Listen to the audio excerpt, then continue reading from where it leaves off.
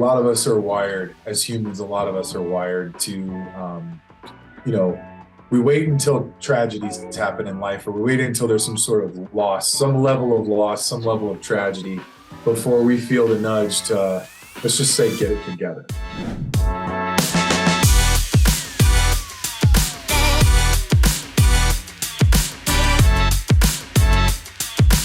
Welcome back to the show. I am your host, Remington Ramsey, and we have a very special guest, one that's near and dear to my heart, Mr. Bobby Wright. I call him Bobbert. He is the director of product growth here at Real Producers. Bobby, welcome to the show. What's up, Rem?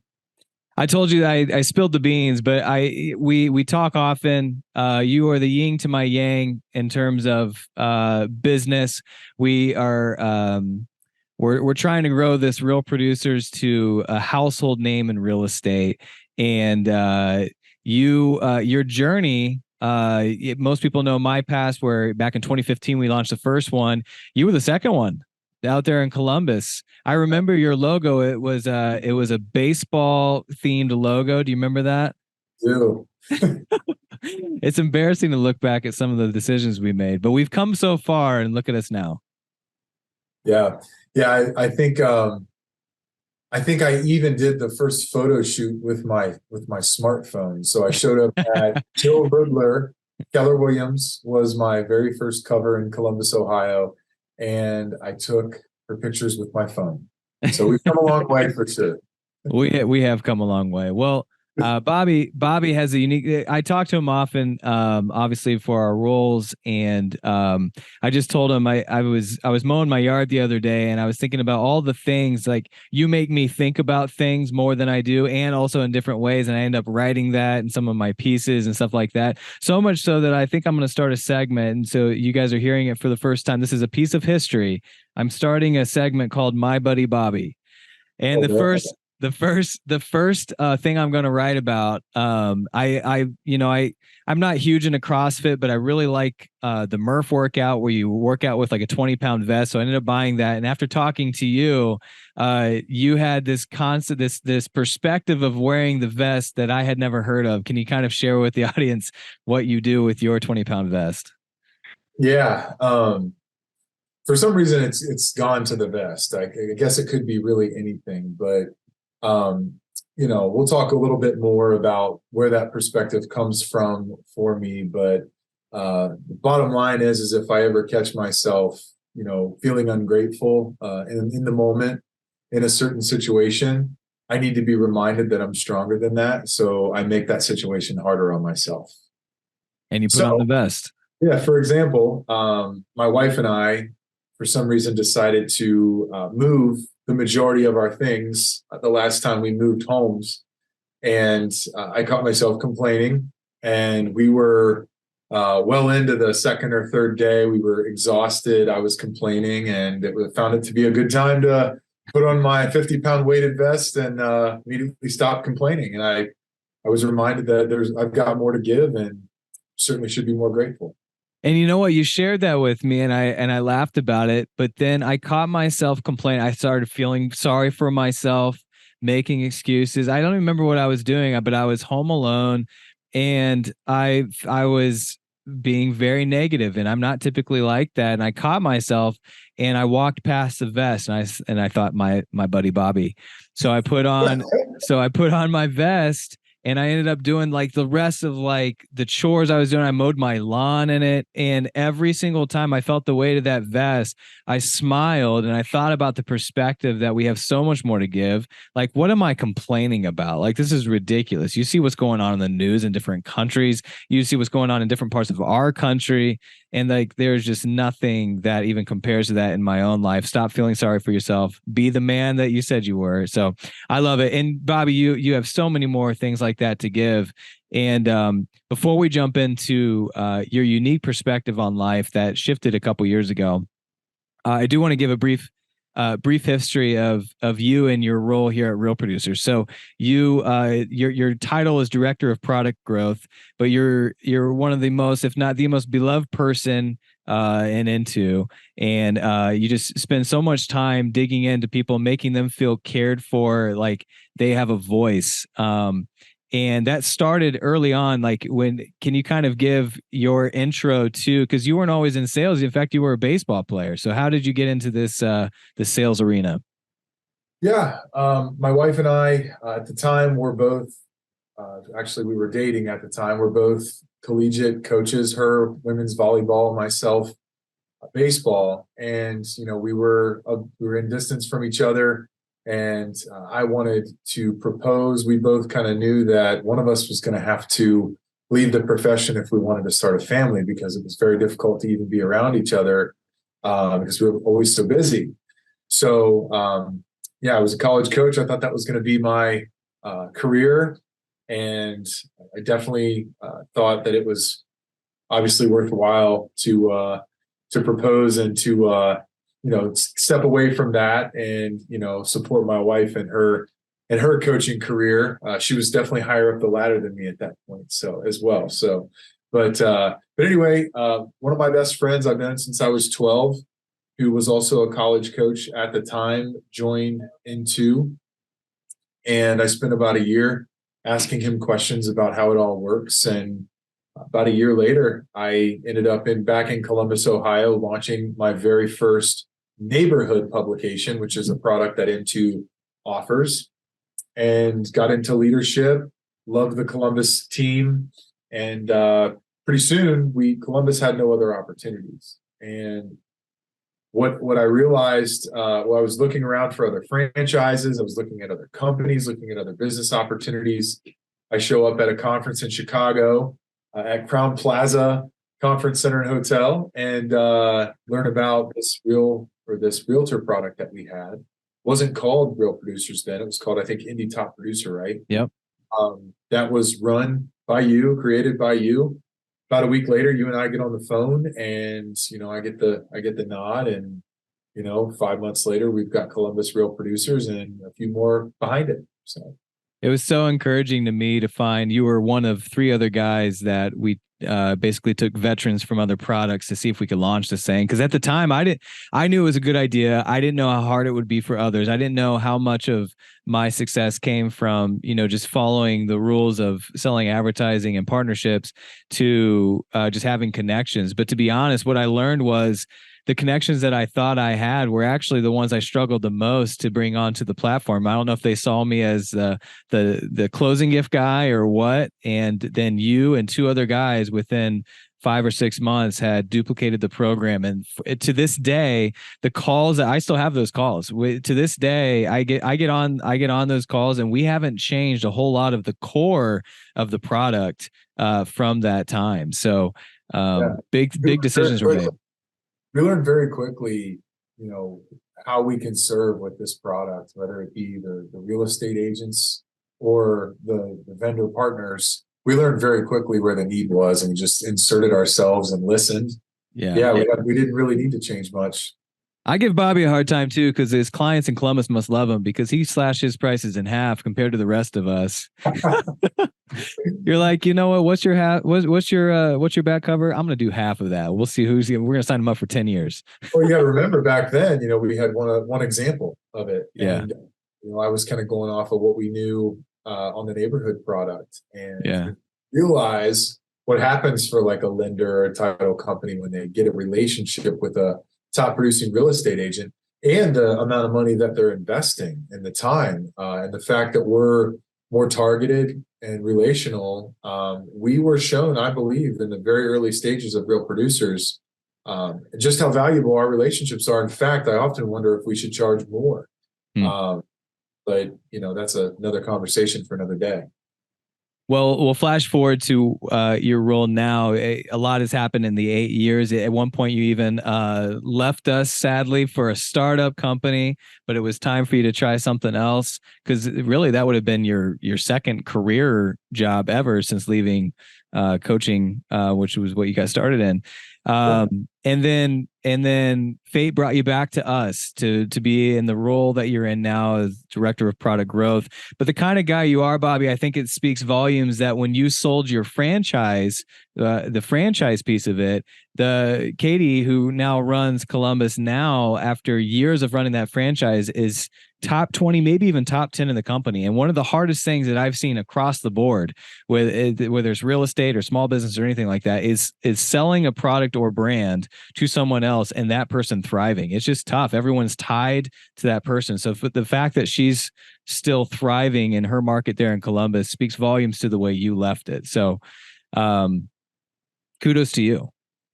Yeah, I mean, I'll tell you this much. I mean, on paper, I no longer own any part of Columbus Real Producers, but there's no smaller part in my heart for it. I still think about it all the time. I did when I stepped away from the company, and because of that, I'm constantly thinking about people I need to connect with Katie and different event ideas and story ideas. It'll always be, I'll always care about it to the level that I did when I owned it, regardless of whether or not my name's on the under the owner title of Yeah, no that. doubt. So I think that made for an easy transition. I also care deeply about Katie and the team that she took with her, that made me look so good. And without them, it would have been another story. Well, you've always been a great guy to follow, but I will tell you that the reason I had you come on this podcast, in recent years, you've had a couple big things happen in your life that I'd love for you to share. Could get a little emotional, but when you shared it with me the first time, when you had first come back to Real Producers, there was a life change in you, that humility in you. I mean, you had lost a ton of weight. I remember seeing you at the conference and asking you where the other half of you was. And you have kept up those lifestyles and those life choices, doing hard things. And can you briefly share with us the events that took place that kind of brought that on? Yeah, just to start with, I mean, perspective wise, I think a lot of us are wired as humans. A lot of us are wired to, we wait until tragedies happen in life, or we wait until there's some sort of loss, some level of loss, some level of tragedy before we feel the nudge to, let's just say, get it together, right? And in my case, while I've had some of those things happen in my life, definitely not to the degree of, losing a very, very dear friend that you look up to, and, especially at a young age. So the story goes, one of my best friends all time, and not saying this due to the circumstance, one of the greatest, truly the greatest people that you'll ever meet, was diagnosed with a really rare form of cancer. And he suffered pretty hard for about 18 months, and we lost him. And this was, he was 35 years old, father of three. Oldest at the time was 6 years old, loving, supportive wife, wonderful, huge family. He played center field in college. I played first base. We spent a lot of hours in the cages after hours talking about life. We took classes together in college. We were in each other's wedding party. I look at his kids like they're mine, and he did the same. So anybody who has a loss of a loved one, I feel like they have a decision to make. And you can go one direction, which is feeling sorry for yourself and feeling that you can't do certain things because you've been hindered by this, let's call it pain. Or you can lean into it. You can, whether that be spiritual or something else, but you can lean into it and gain understanding and find the lessons to be learned from it. And what I learned from it was, Pat, which was his name, just so happened to be just he had a very good relationship with God. His whole family, he led his family that way, and he led his life that way. Even back in college, you wouldn't see him after midnight at a party. You wouldn't see him miss a class. He would definitely come talk to you if he thought you were slipping because you told him you wanted something and you're doing things that will make it so you don't get that. He was that guy. And during, the little bit more than a year we watched him suffer, you'd think that he'd be the one that would, if anybody deserves to be woe is me, and not uplifting. It would be him, but it was the opposite. And in my conversations during that time with him, I feel like he was so well conditioned and rooted in his faith for life and humanity and where he was headed. He was actually the one leading us through all of it spiritually. And I found that to be, pretty impactful. So from that, I've kind of taken it and added that to multiple areas of my life, not just spiritually, because life is hard, and I think we owe it to be harder. Life is tough. We are to be tougher. And talk about the weighted vest example. I just feel like it's really easy for us to find complacency and find excuses in areas of life. And I think in all aspects, we've got more to give. Yeah. And specifically during when times are a little bit more challenging. So a part of the story that was impactful to me that I keep on remembering is when you, being the friend that you are, and I'm not sure that you would have shared this, so I'm going to for you, asked God to give you part of the pain, part of the suffering. You didn't want to see a friend going through that. And God said no. In your words, God said no. And so that seemed to be the catalyst for what you did next in terms of getting your life right physically as well as spiritually. Yeah. I mean, I'm not anybody who's close to me, including you, will say that I understand that details are important, but I'm not a big details guy. I like vision and inspiration. I need people around me that are good at implementing things. I say that to say, when I didn't receive some of his pain, which is, as I look back, is like, what a wild request, right? Like, just give me some of his pain. But that's what I wanted, and I didn't get it, so I gave it to myself in a healthy way. I started doing like really, really difficult workouts, and it was aimless, no detail. It was like, go run 10 miles, go do this, go do that, go pick something out that sounds like impossible and just go do it. Yeah.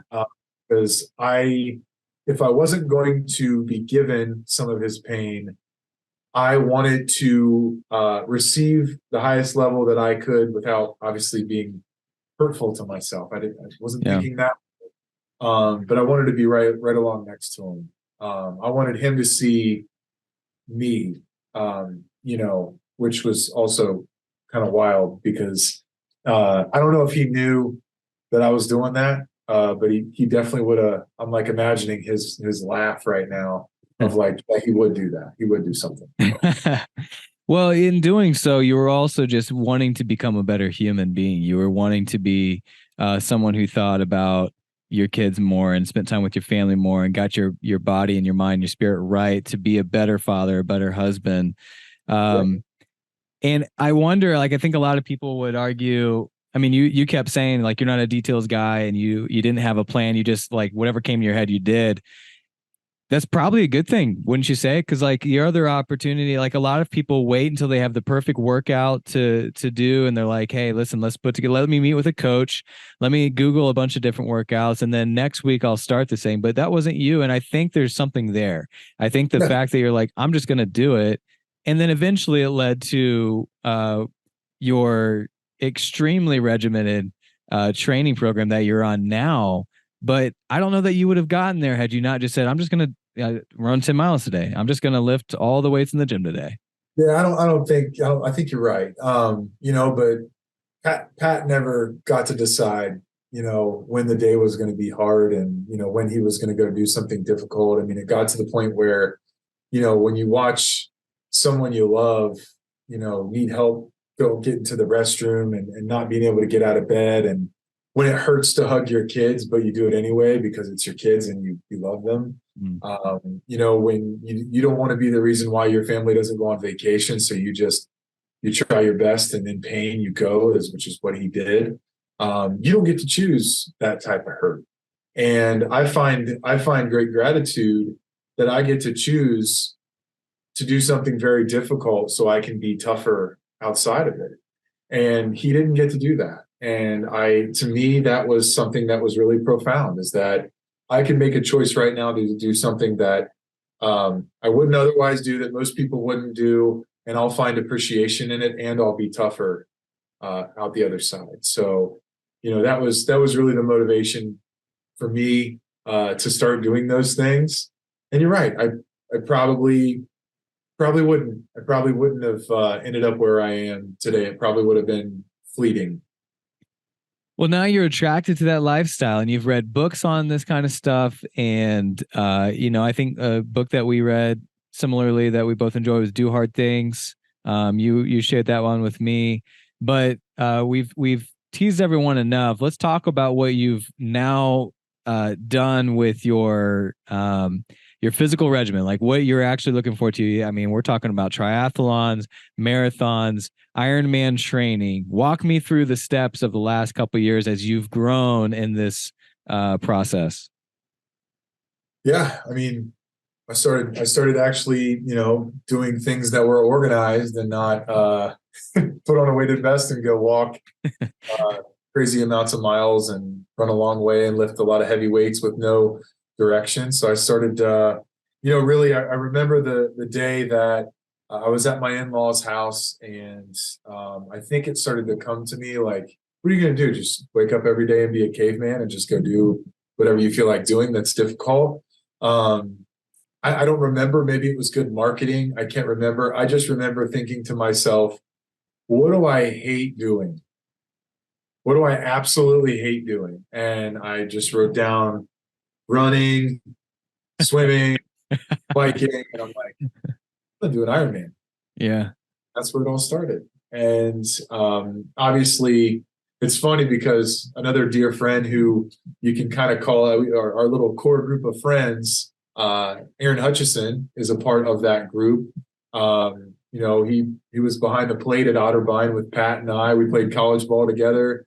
Aaron is the one who got me into N2 that I mentioned previously, but he decided to do an Ironman this year. He is a details guy. He is talking to me about his swimming technique and all of these things. And if I look back at like my times and everything and my nutrition, the way I did the Ironman last year was just that it was like a caveman. I didn't care about my technique. I didn't wear a wetsuit. I didn't eat enough, didn't drink enough water. I just wanted to do it because I wanted it to hurt. And that seems unhealthy. But I finished. And but this year Hutch has got me like better technique, better nutrition. I'm focused on my times a little bit more. This year I feel like I'm a little bit regimented. It's actually this Sunday. So The Ironman is? yeah. Oh man. So, I think most people are familiar with the brand or the Ironman, what an Ironman is, but I need to be reminded, like, well, how long are each segments? What walk us through what an Ironman is? Yeah, so I'm not that crazy. I've only done half Ironman, which, to a lot of people is still a lot. The goal, maybe I'll do a full when my kids get a little bit older, because the training is a lot. But the half Ironman is a total of 70.3 miles. So 70.3 miles. you're And looking it at takes you what, all week? last year it took me under 8 hours. I'm hoping to get 6.5 on Man. Sunday, because I've got a little bit better direction. But yeah, 1.2 mile swim, a little bit more than a 56-mile bike, and a half marathon. Had you done anything before that, like a marathon or a mini or a sprint try or anything like that? Done like 5Ks, and I did one half, and they were all miserable. I've never been fleet of foot. We'll just put it that way. Yeah. Still not, but just a little bit better condition. What was the most emotional race that you've done? People talk about, you know what I'm asking? Like people talk, like you read the David Goggins and the books about, crossing the finish line and collapsing and like seeing different faces and like Sure. what one was emotional for you? Well, I definitely cried my eyes out at the end of the last year's half Ironman. But I'll tell you the most emotional part is still to this day. Every outdoor run or bike that I have, I see a cardinal. And we played for our mascot at Otterbein was the cardinal. It's the state bird here in Ohio, but also the significance of a cardinal when you see it. is that it's someone that has passed, Mm. saying hello. So, I tell Hutch all the time, and my family, like, I saw a cardinal today, saw another cardinal today, and every time I see it, I say, "Hey, Pat." I would say that is, when you say emotional, I don't feel sadness. I feel happiness when I see it. Mm. But it's definitely my most emotional time of training in races and things like that. So you've got three boys, and you're raising them to be men, and what's crazy is you were in the last couple of years radically transforming your mind, body, and spirit, and there's still so much to go. When I hear you talk, there's still so many moves to make. You're a constant learner. You're always growing. What's next for you? Not maybe not just in like the physical aspect of like Ironman and stuff like that, but as you continue to challenge yourself to grow, which seems to be the theme of this podcast, what what's next? I think as long I have this thing that I always keep in front of me, and it's a saying, and it's just lead and be led. I think there's so many different places in life to do that, and every stop it seems like, I'm thankful that my career continues to elevate, and I've got opportunities to do things and freedom to do the things that I dream about. But I'm just looking for opportunities to lead others and be led by others. And when you elevate, sometimes it's time to find new leaders. It's time to find people who are in an even greater position than the ones who led you before. And oftentimes, I find myself leading people that are at another level as well. So lead and be led is that for me. I will say too that in the last couple years, the moments are a little bit more important to me than they ever have been. And you have these sayings, live each day like it's your last, and I guess you're hearing YOLO, all that stuff. That stuff never really hit me. But I've really developed a different type of relationship with my mortality. And that's really been good for me. I look at my kids differently. I look at my wife differently. I think differently. That's been the biggest impact for me. So you talk about what's next. I'm more laser focused on finding ways to grow, people to grow with, people to grow for, ways to really make the best mark I can. Because you know what, my time could be very limited as far as I know.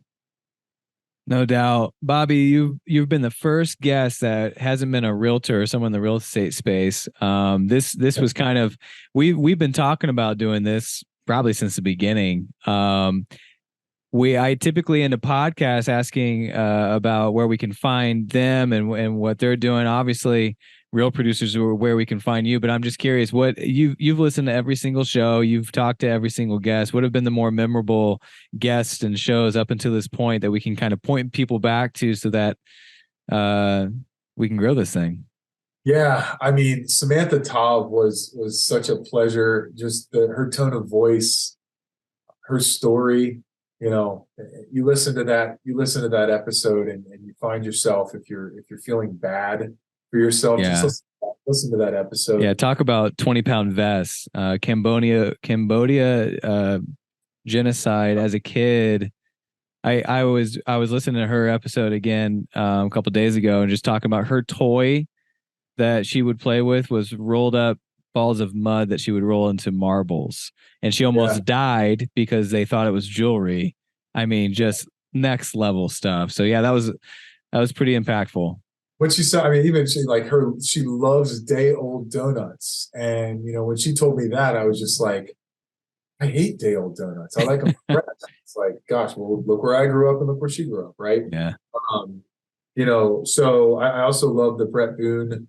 I honestly, I don't know how he's still alive. That guy's super tough, and Pretty his shocking. real estate is it's phenomenal. I don't think anything can stop that guy. I Yeah. don't think anything ever will stop him. He was very impressive. The Dick Rich wine was special for me because, before I had a magazine to talk about, I was talking about Dick Rich wine, who I never met before, still haven't met. I'll tell you this, you're right. We have always talked about having something like this. We have many motivations for having a podcast like this. I hadn't interviewed a realtor in years since I sold my franchise. Selfishly, when I get to get in there and have conversations to prepare them, I'm like instantly brought back to those early days where you hear people's stories and what they've been through and where they are now, and it's just so uplifting, and it's so impressive, and it makes me proud of what we do. It makes me proud of what our area directors do, who we're helping, who we're connecting, what businesses that we're helping elevate. It's a big rush of emotion when I even think about what we do, and chatting with those folks to get them ready for the episodes it brings me back. Yeah, no doubt. And then what's cool about these guys is I've listened back to some of my episodes, and I don't always get to how great they are at selling real estate. I mean, every single person we've had on is a rock star realtor. And when I'm talking rock star, I'm talking like most of these guys are top 1%, not just, receiving the magazine, like they're the top 1% of their market. And yet we're focusing on other parts of their life and the aspects that create these geniuses, lifelong learners, resilient people that just so happen to sell homes. So I think we'll always have. I mean, it's an entrepreneur thing. When somebody's got a business and it's reached some level of success, the constant pattern seems to be, I think I had this easy, but there was a lot I had to get through to get here, and a lot more than you even think. And that's why we'll always have content and always have great stories to tell. That's right. Bobby, any last things? I hopefully this is the first of many guest appearances by my buddy Bobby. Hey, I'll tell you, I don't know if I did any justice compared to our other folks that we bring on, but definitely have enjoyed hanging out. You know what, Rev, maybe it's you. It probably is you, but I actually forgot we were recording for. Well, I'll tell you what, this is my favorite podcast that I've recorded today. So you got that going for you. Right on. Cool. This has been the Real Producers Podcast. That was Bobby Wright, the Director of Product Growth for Real Producers. If we are not in your market and you want us to be, send us someone your way. And if you are looking to get plugged into your local Real Producers, go to realproducersmag.com and visit us on all social media platforms. Bobby, we'll see you next time, buddy. See you next time.